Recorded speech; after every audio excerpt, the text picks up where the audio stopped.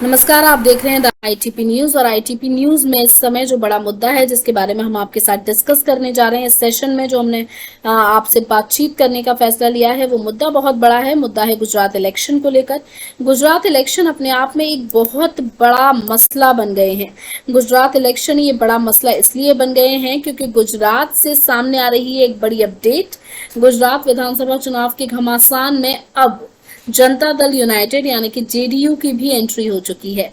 JDU की इस entry के बाद ये पूरा माहौल इसलिए खास हो गया है क्योंकि बिहार में अब आमने सामने होने के बाद गुजरात में जेडीयू और भाजपा के लिए जो आमना सामना होगा, मतलब जेडीयू और भाजपा जो एक दूसरे के साथ टकराने वाली हैं, वो राजनीति की इस पिक्चर को और भी ज्यादा दिलचस्प बना देते हैं।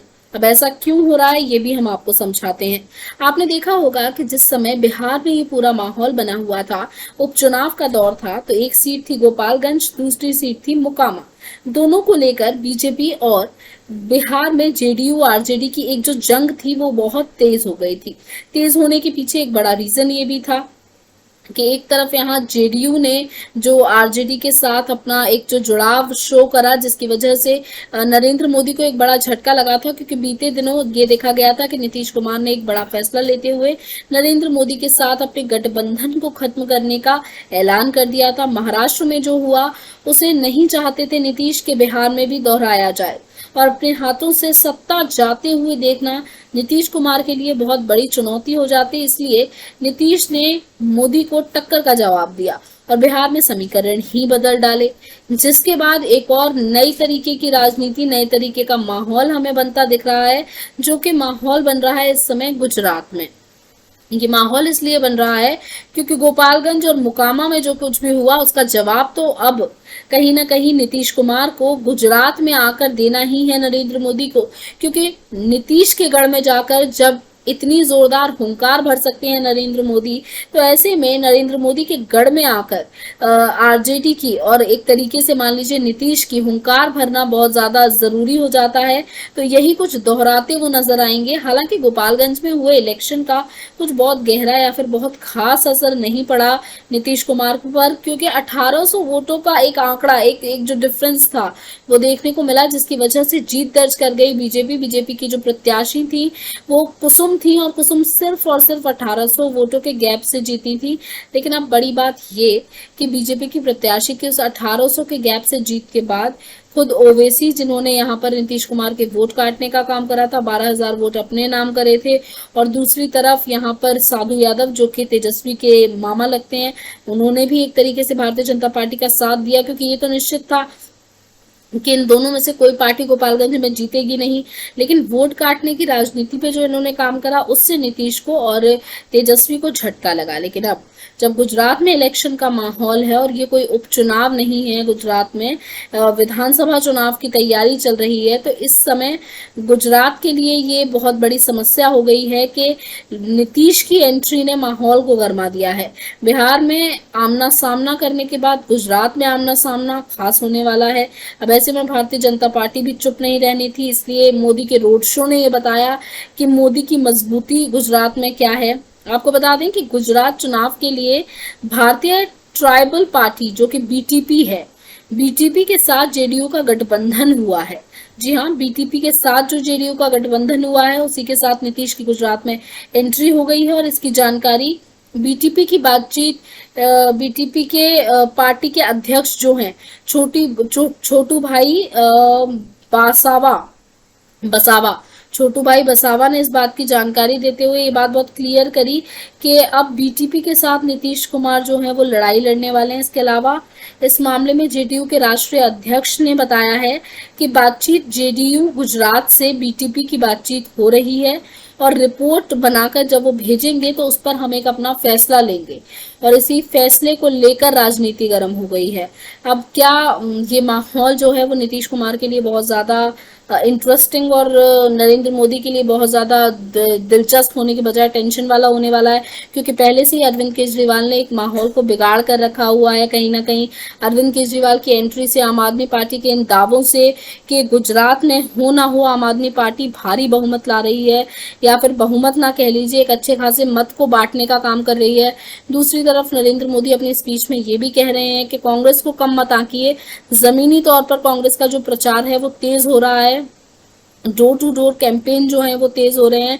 एक महीना ही चुनाव में लगभग बचा हुआ है, और ऐसे में जो माहौल कांग्रेस की तरफ से तैयार किया जा रहा है, चाहे कांग्रेस एक तरफ से काम नहीं कर रही, पर्टिकुलर उस राज्य में रहकर अलग काम कर रही है, भारत जोड़ो यात्रा अलग काम कर रही है, हिमाचल में चल रही प्रियंका गांधी की रैलियां अलग काम कर रही हैं, नेताओं के नए नए बयान अलग काम कर रहे हैं। इसी वजह से मजबूर पीएम मोदी ने ये बात कह दी कि कांग्रेस को आप कमतर मत आंकिए। अगर कांग्रेस की तारीफ भारतीय जनता पार्टी करती है तो आप समझ सकते हैं कि सिचुएशन वाकई में यहाँ पर गंभीर हो जाती है। यहाँ बिहार पर दोबारा लौटते हैं, बताते हैं आपको कि लल्लन सिंह जानकारी दे रहे थे कि जेडीयू की तरफ से गुजरात में आधिकारिक रूप से चुनाव लड़ने की अभी तक कोई भी घोषणा नहीं की गई है।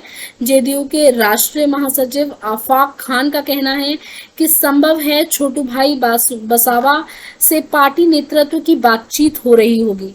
वहीं नीतीश कुमार के नजदीकी विधानसभा पार्षद संजय गांधी का ये कहना है कि इस मामले में राष्ट्रीय अध्यक्ष लल्लन सिंह ही कोई जानकारी पूरी तरीके से दे पाएंगे। मतलब उन्होंने क्लियर किया है कि इस मामले पर जो फाइनल जानकारी होगी वो लल्लन सिंह देंगे। जेडीयू के प्रदेश अध्यक्ष उमेश कुशवाहा का कहना है कि हम लोगों ने तो पहले ही तय किया है कि पार्टी के विस्तार पर काम किया जाएगा।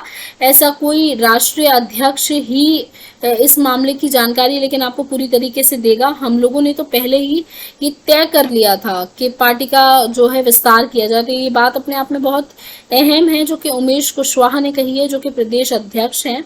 आपको बता दें कि इससे पहले गुजरात में विधानसभा की तैयारियों में जो आम आदमी पार्टी अपनी जी जान झोंक रही है, उसी पार्टी के राष्ट्रीय संयोजक और दिल्ली के मुख्यमंत्री अरविंद केजरीवाल लगातार जो गुजरात का दौरा कर रहे हैं, उनके साथ बीटीपी का गठबंधन था, लेकिन उन्होंने अपने गठबंधन को तोड़ने की घोषणा की है।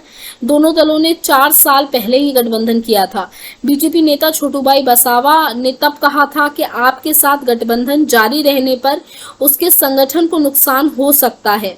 उन्होंने आरोप लगाया है कि उनकी पार्टी को तोड़ने का भी प्रयास कहीं ना कहीं किया जा रहा है, इसलिए उन्होंने इस गठबंधन को तोड़ने की बात कही थी। और इस गठबंधन के टूट जाने के बाद अब बीटीपी को जेडीयू का हाथ थामने की जो कोशिश में देखा जा रहा है, उससे नीतीश कुमार को भी एक मजबूती मिल जाएगी शायद, क्योंकि एकदम से तो जेडीयू बहुत ज्यादा वोट नहीं इकट्ठे कर पाएगी, लेकिन माहौल जरूर बनाने में कामयाब रहेगी। अब आप सोच रहे होंगे कि कौन है छोटू भाई बसावा।